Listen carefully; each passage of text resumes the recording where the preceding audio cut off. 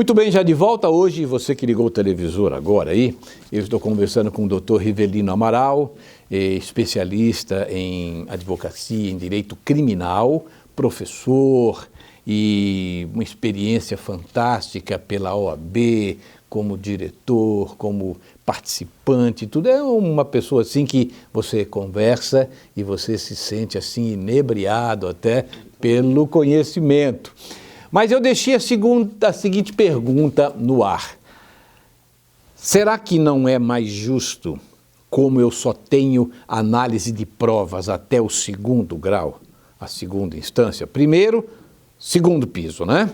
E depois é só a parte formal, no STJ e no STF. STJ para ver se descumpriu alguma lei, alguma coisa, não é, e tal.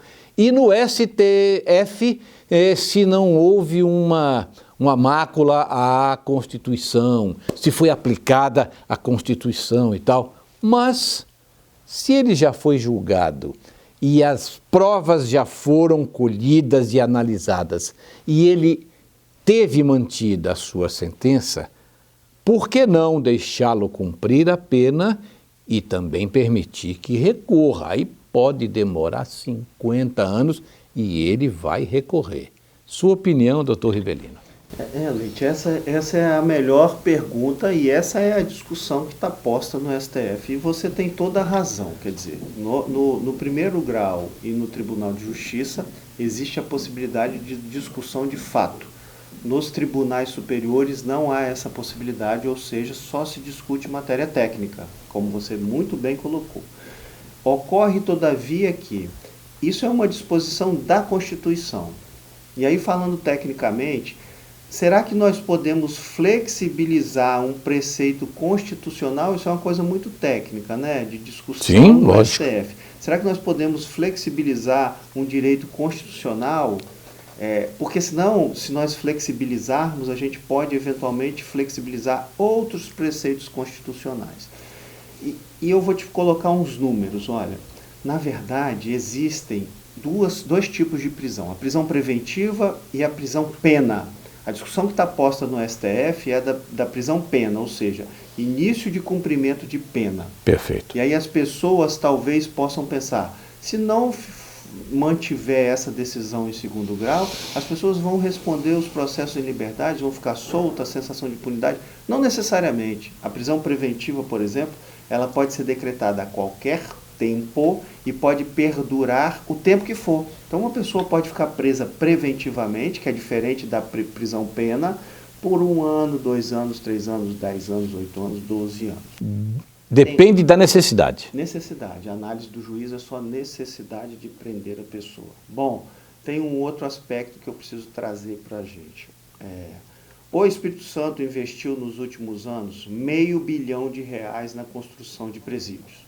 Nós somos o 3º país no mundo no número de pessoas presas. Nós temos mais de 800 mil pessoas presas no Brasil. O sistema funciona, prende. Prende muito, já os presídios estão superlotados, já existe dotação orçamentária e previsão para a construção de mais 2 presídios, os presídios estão superlotados, e na verdade assim, a sociedade, e eu concordo, na verdade o estudo do direito é lindo por isso. Porque são opiniões, não é uma ciência matemática, eu respeito a sua opinião, você respeita a minha opinião, e são discussões inteligentes, não são discussões rasteiras. Por exemplo, essa discussão também do STF não é acerca da soltura do Lula ou não soltura do Lula, da prisão do Temer, não, a discussão é muito maior. Perfeito. Né? A discussão é acerca da Constituição, qual o rumo que o país vai tomar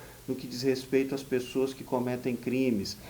E, na verdade, a gente está só prendendo cada vez mais e não está conseguindo trazer essas pessoas melhoradas depois do sistema prisional. Essa prisão em segundo grau, ela traz ainda mais pessoas presas e a gente não está solucionando o problema. Mas o grau de recursos que são acatados pelos tribunais superiores também são razoáveis. E a discussão dos tribunais superiores são de possibilidade de reduzir pena ou de nulidade de um processo. Doutor Rivelino, o brasileiro ou o ser humano, porque eu ouvi uma coisa muito bonita num programa que eu assisti, um programa que falando de outros países, né? Que na Ucrânia e tal, lá talvez a corrupção seja maior do que no Brasil, na Ucrânia, maior. E nós achamos isso impossível. Não, não, existe. Aí a pessoa que estava respondendo disse assim: a corrupção, doutor Rivelino, não é inerente ao político, ao governador, né? Político, ao governador, presidente, deputados, tal. Não, não, não, não é isso não. É inerente ao ser humano. O ser humano é corrupto. Tem um programa chamado ProERD, da PM, que eu vou trazer no Café com Leite aqui, trouxe uma vez há 10 anos, mas não vingou porque não saiu da PM. E a PM é apenas uma instituição.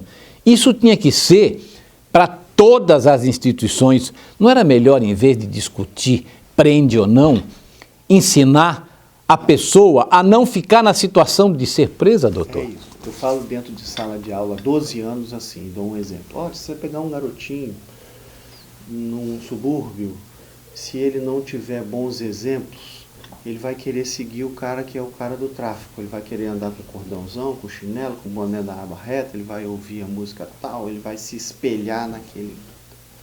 Enquanto a partir de você pegar esse mesmo garotinho, se ele tiver um pai bem empregado, uma mãe bem empregada, se ele professar uma religião, se ele sentar à mesa no domingo para almoçar, se ele tiver bons conceitos, se ele estudar numa boa escola, se ele praticar esporte, a probabilidade dele entrar no mundo do crime é reduzida. Não quer dizer que ele não entre, mas reduz. E muito, né? Mas se você pegar esse mesmo garotinho e ele ficar em casa sozinho, cuidando de 2 ou 3 irmãos, que ele não conhece o pai... Comendo mal... Ele certamente vai estar inclinado a caminhar nesse sentido. Então, na verdade, o que traz redução de índice de criminalidade, como você muito bem colocou, é a aplicação de políticas públicas. Lá atrás, é investir em segurança, em educação especialmente, trazer dignidade para as pessoas, porque aí certamente a probabilidade dessa pessoa estar inclinada a cometer crime é extremamente reduzida. Isso que traz redução de índice de criminalidade. E não só pensar, não que as pessoas não estejam certas em pensar que não tem que cumprir pena em segundo grau, mas não só pensar, não, nós temos que prender todo mundo.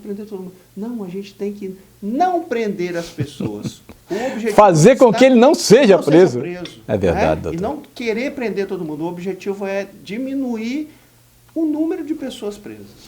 Mas agora acho que o pessoal em casa deve estar ávido por saber qual a sua opinião. O senhor, como ministro, o senhor liberaria a prisão em segunda instância atualmente pelas condições, pela época, pelos problemas? O senhor aceitaria modular a Constituição, amenizar o que ela diz, aceitar em segunda instância, ou o senhor, como ministro, seria totalmente contra? Ótima pergunta. Essa é a discussão que está posta. Eu vou dar a minha opinião e vou dar a minha opinião acerca, inclusive, do resultado do STF. Eu tive o privilégio de ter acompanhado, eu estava em Brasília, estava dentro do plenário do STF, no dia que se iniciou essa discussão. Eu estava em Brasília e pude acompanhar o primeiro dia de julgamento. A minha posição, Leite, é de cumprir a lei, de cumprir a Constituição Federal. Certo. Eu sou contra o início da execução da pena em segundo grau.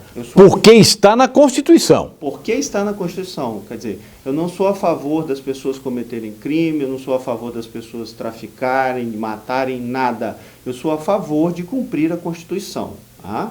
E o STF está caminhando para votarem no sentido, por sua maioria, de voltarem a cumprirem a Constituição. O voto determinante foi o voto da ministra Rosa Weber. A ministra Rosa Weber... Que ela que ficava meio vai para cá ou vai para lá. Isso, e o voto dela era o voto de Minerva, ela já votou, já votou contra a prisão em segundo grau, e certamente, pelo estudo que a gente faz dos votos dos ministros e das posições, inclusive, que eles colocam na mídia e todo mundo tem conhecimento, o STF vai voltar a cumprir a Constituição.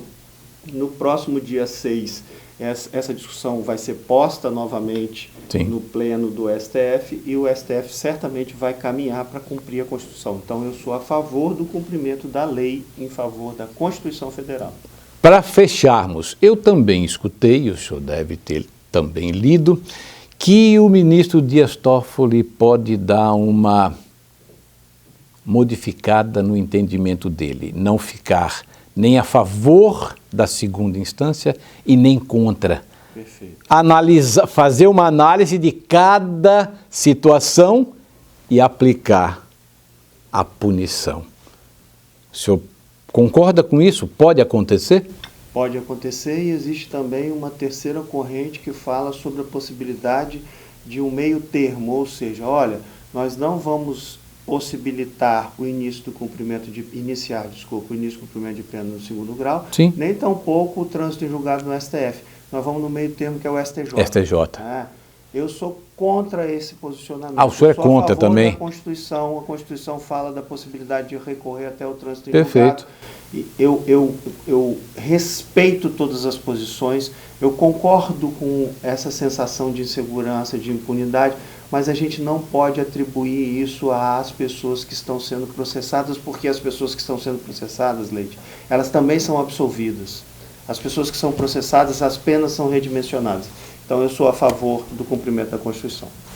Está aí uma discussão e você em casa vai tirar a sua ideia, né? Vai tirar o seu entendimento do que foi discutido aqui à mesa do Café com Leite. Doutor Rivelino, muito obrigado pela sua visita, muito obrigado pelas explicações muito técnicas, muito ponderadas e inteligentes, não é isso? E sucesso, tá bom? Eu que agradeço o convite, é sempre um prazer estar aqui, um privilégio para mim estar aqui no seu programa. Muito obrigado, viu? Muito obrigado mais uma vez ao doutor Rivelino Amaral pela participação no Café com Leite e por tirar as nossas dúvidas, não é isso? Muito obrigado a você que esteve conosco até agora, muito obrigado de coração e até o próximo programa, sempre com fé em Deus. Até lá.